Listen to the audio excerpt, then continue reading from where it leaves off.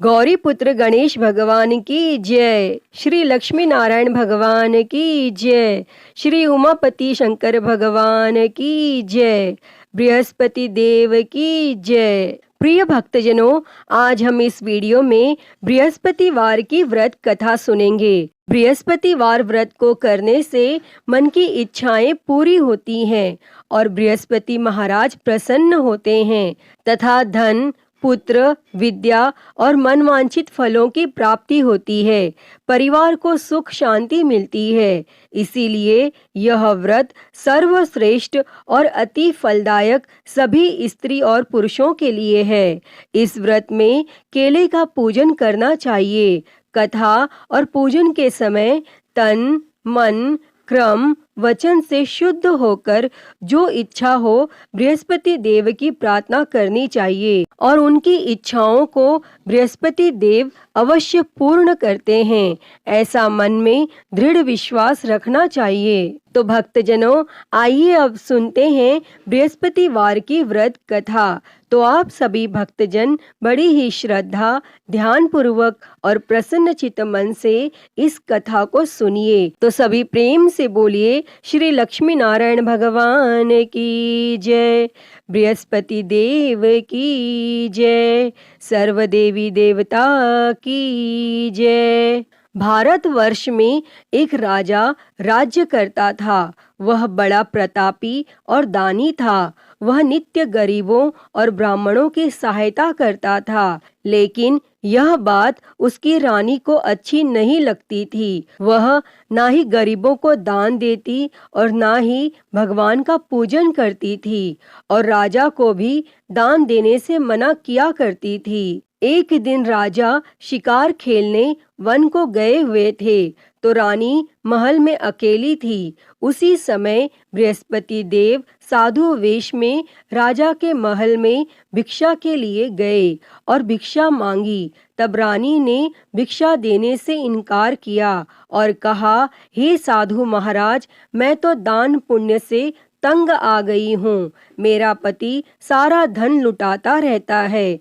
मेरी इच्छा है कि हमारा धन नष्ट हो जाए, फिर न रहेगा बांस, न बजेगी बांसुरी। तब साधु ने कहा, देवी, तुम तो बड़ी अजीब हो। धन, संतान तो सभी चाहते हैं, पुत्र और लक्ष्मी तो पापी के घर भी होनी चाहिए। यदि तुम्हारे पास अधिक धन है तो भूखों को भोजन दो, प्यासों के लिए प्याऊ बनवाओ, मुसाफिरों के लिए धर्मशालाएं खुलवाओ और निर्धन अपनी कुंवारी कन्याओं का विवाह नहीं कर सकते, उनका विवाह करा दो। ऐसे कई और काम हैं जिनको करने से तुम्हारा यश लोक परलोक में फैलेगा। परंतु रानी पर उपदेश का कोई प्रभाव न पड़ा। वह बोली, महाराज, आप मुझे कुछ न समझाएं। मैं ऐसा धन नहीं चाहती जो हर जगह बांटती फिरूं। तब साधु ने उत्तर दिया, यदि तुम्हारी ऐसी इच्छा है तो तथास्तु। तुम ऐसा करना कि बृहस्पतिवार को घर लीप कर पीली मिट्टी से अपना सिर धोकर स्नान करना, भट्टी चढ़ाकर कपड़े धोना। ऐसा करने से आपका सारा धन नष्ट हो जाएगा। और इतना कहकर वह साधु महाराज वहां से आलोप हो गए। तब साधु के अनुसार कही बातों को पूरा करते हुए रानी को केवल 3 बृहस्पतिवार ही बीते थे कि उसकी समस्त धन संपत्ति नष्ट हो गई और भोजन के लिए राजा का परिवार तरसने लगा। तब एक दिन राजा ने रानी से बोला कि हे रानी, तुम यहीं रहो, मैं दूसरे देश को जाता हूँ, क्योंकि यहाँ पर सभी लोग मुझे जानते हैं, इसीलिए मैं कोई छोटा कार्य नहीं कर सकता। तब ऐसा कहकर राजा परदेश चला गया और वहां वह जंगल से लकड़ी काटकर लाता और शहर में बेचता और इस तरह वह अपना जीवन व्यतीत करने लगा।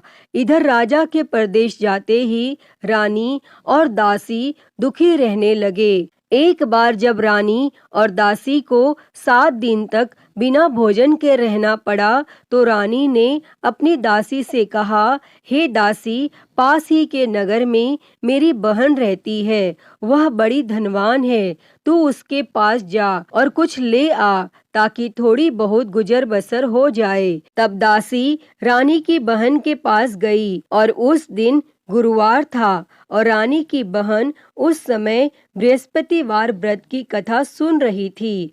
तब दासी ने रानी की बहन को अपनी रानी का संदेश दिया, लेकिन रानी की बड़ी बहन ने कोई उत्तर नहीं दिया।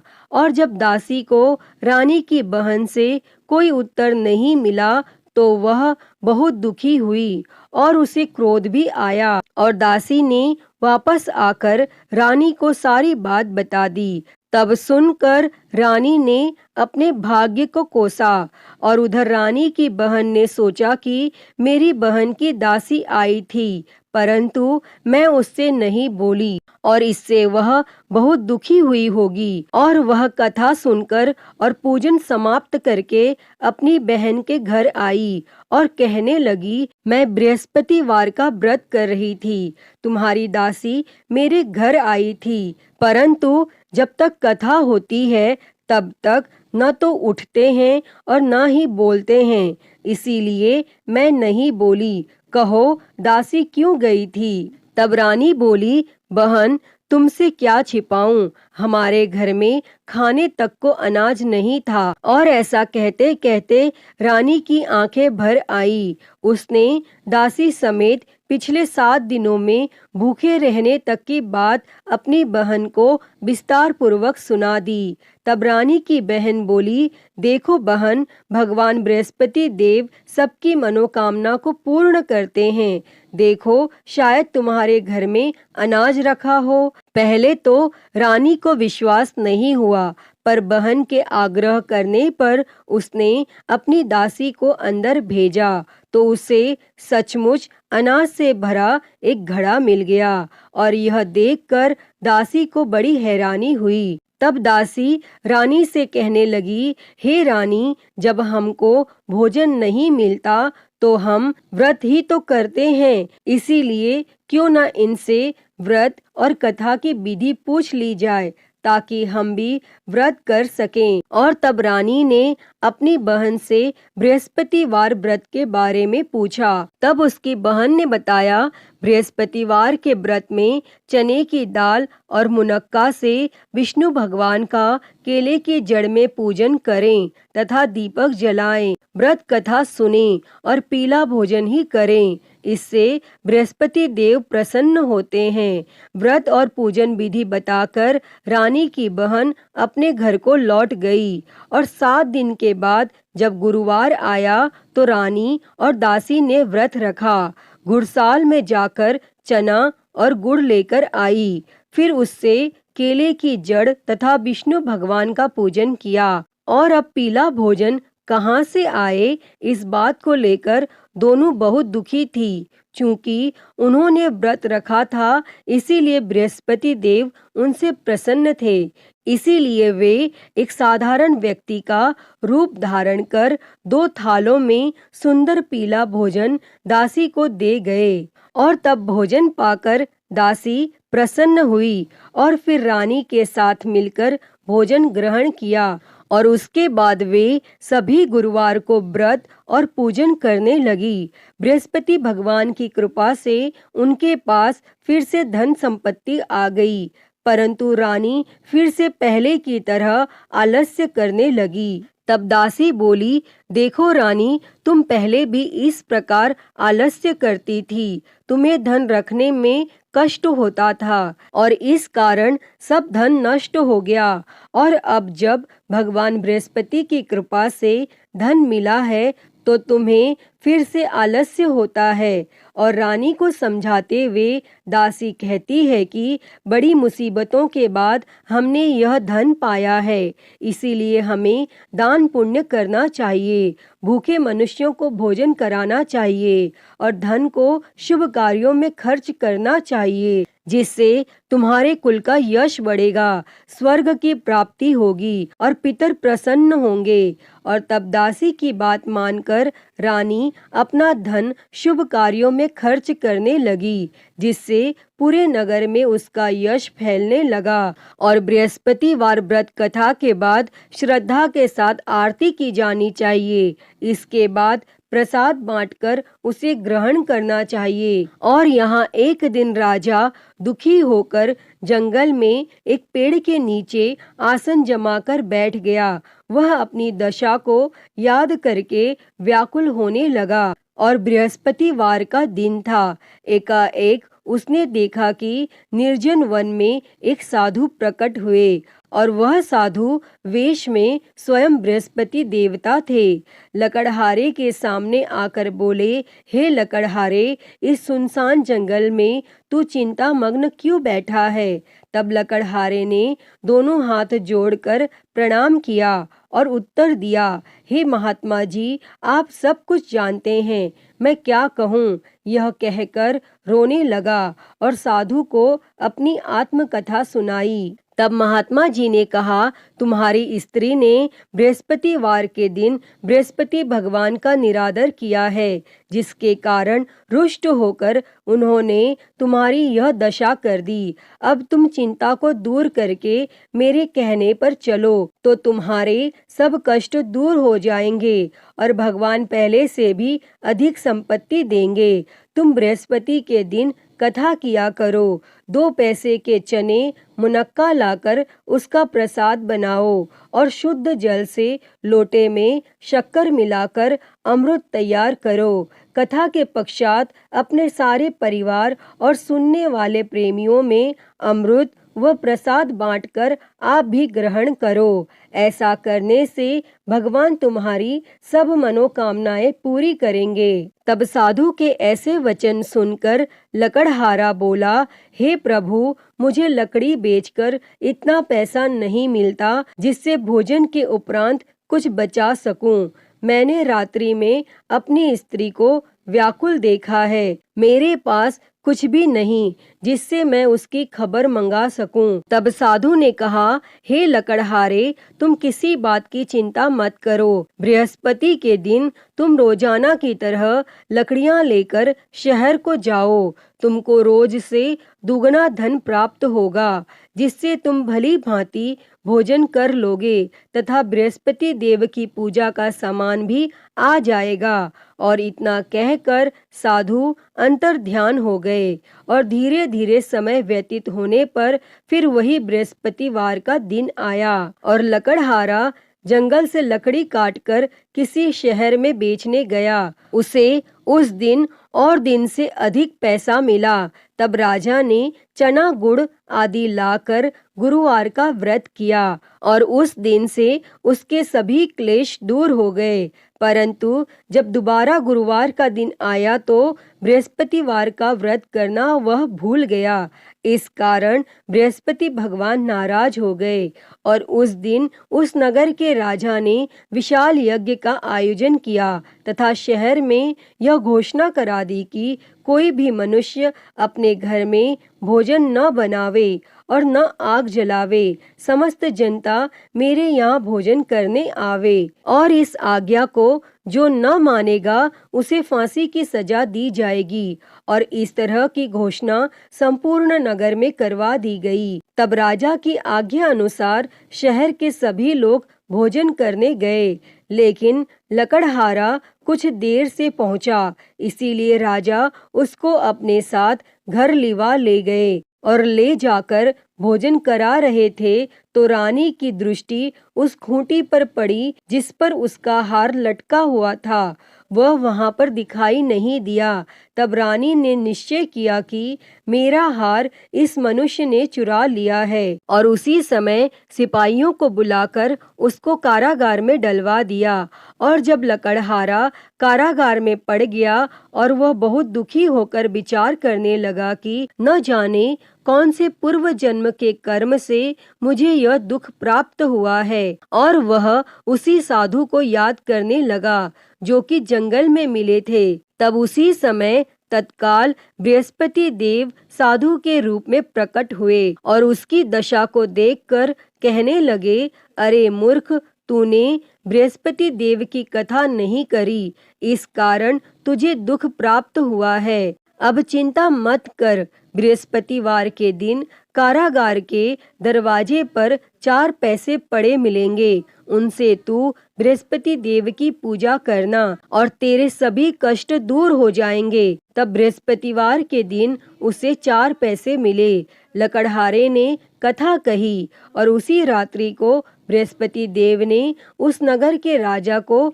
स्वप्न में कहा, हे राजा, तुमने जिस आदमी को कारागार में बंद कर दिया है वह निर्दोष है, वह राजा है, उसे छोड़ देना, और रानी का हार उसी खूंटी पर लटका है। अगर तू ऐसा नहीं करेगा तो मैं तेरे राज्य को नष्ट कर दूंगा। और इस तरह रात्रि के स्वप्न को देखकर राजा प्रातः काल उठा और खूंटी पर हार देखकर लकड़हारे को बुलाकर क्षमा मांगी तथा लकड़हारे को योग्य सुंदर वस्त्र आभूषण देकर विदा कर दिया। और बृहस्पति देव की आज्ञा के अनुसार लकड़हारा अपने नगर को चल दिया। और जब राजा अपने नगर के निकट पहुंचा तो उससे बड़ा आश्चर्य हुआ। नगर में पहले से अधिक बाग, तालाब, कुएं तथा बहुत सी धर्मशाला, मंदिर आदि बन गई हैं। तब राजा ने पूछा, यह किसका बाग और धर्मशाला है? तब नगर के सब लोग कहने लगे, यह सब रानी और बांदी के हैं। तो राजा को आश्चर्य हुआ और गुस्सा भी आया। और जब रानी ने यह खबर सुनी कि राजा आ रहे हैं तो रानी ने बांदी से कहा कि हे दासी, देख राजा हमको कितनी बुरी हालत में छोड़ गए थे और हमारी ऐसी हालत देखकर वह लौट न जाए, इसीलिए तू दरवाजे पर खड़ी हो जा। तब आज्ञा अनुसार दासी दरवाजे पर खड़ी हो गई और राजा आए तो उन्हें अपने साथ लिवा लाई। तब राजा ने क्रोध करके अपनी रानी से पूछा कि यह धन तुम्हें कैसे प्राप्त हुआ है? तब रानी ने कहा, हमें यह सब धन बृहस्पति देव के इस व्रत के प्रभाव से प्राप्त हुआ है। और फिर राजा ने निश्चय किया कि 7 रोज बाद तो सभी बृहस्पति देव का पूजन करते हैं, परंतु मैं प्रतिदिन दिन में 3 बार कहानी तथा रोज व्रत किया करूँगा। और अब हर समय राजा के दुपट्टे में चने की दाल बंधी रहती तथा दिन में 3 बार कहानी कहता। और एक रोज राजा ने विचार किया कि चलो अपनी बहन के यहाँ हो आवे। इस तरह निश्चय कर राजा घोड़े पर सवार हो अपनी बहन के यहाँ को चलने गया। मार्ग में उसने देखा कि कुछ आदमी एक मुर्दे को लिए जा रहे हैं। उन्हें रोककर राजा ने कहा, अरे भाइयों, मेरी बृहस्पति देव की कथा सुन लो। और वे बोले, लो, हमारा तो आदमी मर गया है, इसको अपनी कथा की पड़ी है। परंतु कुछ आदमी बोले, अच्छा कहो, हम तुम्हारी कथा भी सुनेंगे। तब राजा ने दाल निकाली और जब कथा आधी हुई थी कि मुर्दा हिलने लग गया। और जब कथा समाप्त हो गई तो राम राम करके मनुष्य उठकर खड़ा हो गया। और आगे मार्ग में उसे एक किसान खेत में हल चलाता मिला। तब राजा ने उसे देखकर उससे बोले, अरे भैया, तुम मेरी बृहस्पतिवार की कथा सुन लो। तब किसान बोला, जब तक मैं तेरी कथा सुनूंगा तब तक 4 हरिया जोत लूंगा। जा अपनी कथा किसी और को सुना। इस तरह राजा आगे चलने लगा और राजा के हटते ही बैल पछाड़ खाकर गिर गया तथा किसान के पेट में बड़ी जोर का दर्द होने लगा। और उस समय उसकी माँ रोटी लेकर आई। उसने जब यह देखा तो अपने पुत्र से सब हाल पूछा। तब बेटे ने सभी हाल कह दिया। तो बुढ़िया दौड़ी दौड़ी उस घुड़सवार के पास गई और उससे बोली कि मैं तेरी कथा सुनूंगी, तू अपनी कथा मेरे खेत पर चलकर ही कहना। तब राजा ने बुढ़िया के खेत पर जाकर कथा कही और जिसके सुनते ही वह बैल उठ खड़ा हुआ तथा किसान के पेट का दर्द भी बंद हो गया। और राजा अपनी बहन के घर पहुंचा और बहन ने भाई की खूब मेहमानी की। दूसरे रोज प्रातः काल राजा जगा तो वह देखने लगा कि सब लोग भोजन कर रहे हैं। तब राजा ने अपनी बहन से कहा, ऐसा कोई मनुष्य है जिसने भोजन नहीं किया हो, मेरी बृहस्पतिवार की कथा सुन ले। तब बहन बोली, हे भैया, यह देश ऐसा ही है कि पहले यहाँ लोग भोजन करते हैं, बाद में अन्य काम करते हैं। अगर कोई पड़ोस में हो तो देख आऊं। और वह ऐसा कहकर देखने चली गई, परंतु उसे कोई ऐसा व्यक्ति नहीं मिला जिसने भोजन न किया हो। अतः वह एक कुम्हार के घर गई जिसका लड़का बीमार था। उसे मालूम हुआ कि उनके यहाँ 3 रोज से किसी ने भोजन नहीं किया है। तब रानी ने अपने भाई की कथा सुनने के लिए कुम्हार से कहा और वह तैयार हो गया। तब राजा ने जाकर बृहस्पतिवार की कथा कही, जिसको सुनकर उसका लड़का ठीक हो गया और अब तो राजा की प्रशंसा होने लगी। फिर एक रोज राजा ने अपनी बहन से कहा कि हे बहन, हम अपने घर को जाएंगे, तुम भी तैयार हो जाओ। राजा की बहन ने अपनी सास से कहा। सास ने कहा, हाँ चली जा, परंतु अपने लड़कों को मत ले जाना, क्योंकि तेरे भाई की कोई औलाद नहीं है। और बहन ने अपने भैया से कहा, हे भैया, मैं तो चलूंगी, पर कोई बालक नहीं जाएगा। तब राजा बोला, जब कोई बालक नहीं चलेगा तब तुम भी क्या करोगी? और बड़े दुखी मन से राजा अपने नगर को लौट आया। और राजा ने अपनी रानी से कहा, हम निर्वंशी है, हमारा मुंह देखने का धर्म नहीं है, और फिर कुछ भोजन आदि भी नहीं किया। तब रानी बोली, हे प्रभु, बृहस्पति देव ने हमें सब कुछ दिया है, वह हमें औलाद अवश्य देंगे। और उसी रात को बृहस्पति देव ने राजा से स्वप्न में कहा, हे राजा, उठ, सभी सोच त्याग दे, तेरी रानी गर्भ से है। तब राजा को यह बात सुनकर बड़ी खुशी हुई और 9वें महीने में उसके गर्भ से एक सुंदर पुत्र पैदा हुआ। तब राजा बोला, हे रानी, स्त्री बिना भोजन के रह सकती है, पर बिना कहे नहीं रह सकती। जब मेरी बहन आवे तुम उससे कुछ कहना मत। तब रानी ने यह सुनकर हाँ कर दिया। और जब राजा की बहन ने यह शुभ समाचार सुना तो वह बहुत खुश हुई और बधाई लेकर अपने भाई के यहाँ आई। तभी रानी ने कहा, घोड़ा चढ़कर तो नहीं आई, गधा चढ़ी आई। तब राजा की बहन बोली, भाभी, मैं इस प्रकार न कहती तो तुम्हें औलाद कैसे मिलती।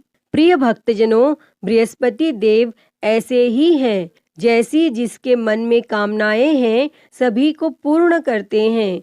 जो सद्भावना पूर्वक बृहस्पतिवार का व्रत करता है एवं कथा पढ़ता है अथवा सुनता है, दूसरों को सुनाता है, बृहस्पति देव उसकी सभी मनोकामना पूर्ण करते हैं। जैसी सच्ची भावना से रानी और राजा ने उनकी कथा का गुणगान किया तो उनकी सभी इच्छाएं बृहस्पति देव जी ने पूर्ण की थीं। अतः हे बृहस्पति देव जी, जैसी कृपा आपने राजा और रानी पर की, वैसी ही कृपा इस कथा को कहते, सुनते और हुंकारा भरते सभी पर करना। तो सभी प्रेम से बोलिए, बृहस्पति देव की जय, श्री लक्ष्मी नारायण भगवान की जय। तो आइए बृहस्पतिवार व्रत की एक और कथा सुनते हैं। तो सभी प्रेम से बोलिए, बृहस्पति देव की जय, भगवान विष्णु की जय। प्राचीन समय में एक ब्राह्मण रहता था। वह बहुत निर्धन था, उसकी कोई संतान नहीं थी। उसकी स्त्री बहुत मलिनता के साथ रहती थी।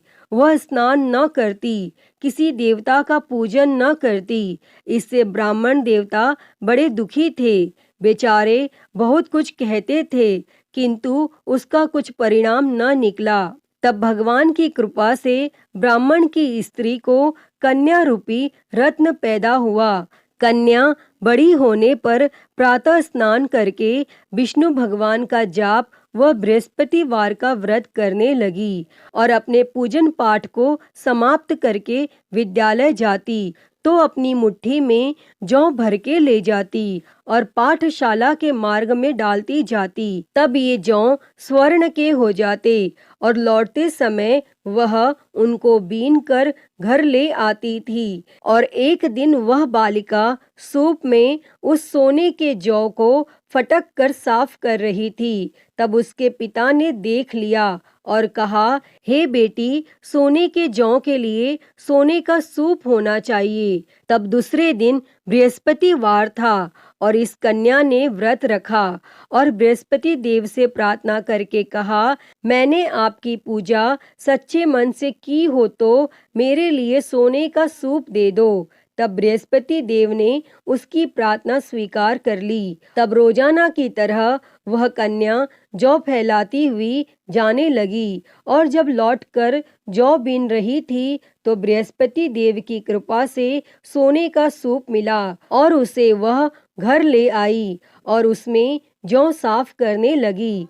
परंतु उसकी माँ का वही ढंग रहा। एक दिन की बात है कि वह कन्या सोने के सूप में जौ साफ कर रही थी और उस समय उस शहर का राजपुत्र वहां से होकर निकला और इस कन्या के रूप और कार्य को देखकर मोहित हो गया तथा अपने घर आकर भोजन तथा जल त्याग कर उदास होकर लेट गया। और जब राजा को इस बात का पता लगा तो अपने प्रधानमंत्री के साथ उसके पास गए और बोले, हे बेटा, तुम्हें किस बात का कष्ट है? किसी ने अपमान किया है अथवा और कोई कारण हो सो कहो, मैं वही कार्य करूँगा जिससे तुम्हें प्रसन्नता होगी। और तब अपने पिता की राजकुमार ने बातें सुनी तो वह बोला, मुझे आपकी कृपा से किसी बात का दुख नहीं है, किसी ने मेरा अपमान नहीं किया है, परंतु मैं उस लड़की से विवाह करना चाहता हूँ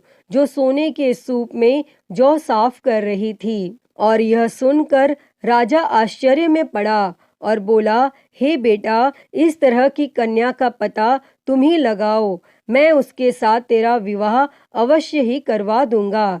तब राजकुमार ने उस लड़की के घर का पता बतलाया और तब मंत्री उस लड़की के घर गए और ब्राह्मण देवता को सभी हाल बतलाया।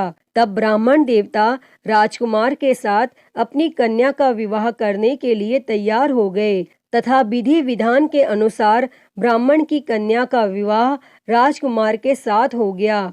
और कन्या के घर से जाते ही पहले की भांति उस ब्राह्मण देवता के घर में गरीबी का निवास हो गया। और एक दिन दुखी होकर ब्राह्मण देवता अपनी पुत्री के पास गए। तब बेटी ने पिता की दुखी अवस्था को देखा और अपनी माँ का हाल पूछा। तब ब्राह्मण ने सभी हाल कहा। तब कन्या ने बहुत सा धन देकर अपने पिता को विदा कर दिया और इस तरह ब्राह्मण का कुछ समय सुखपूर्वक व्यतीत हुआ।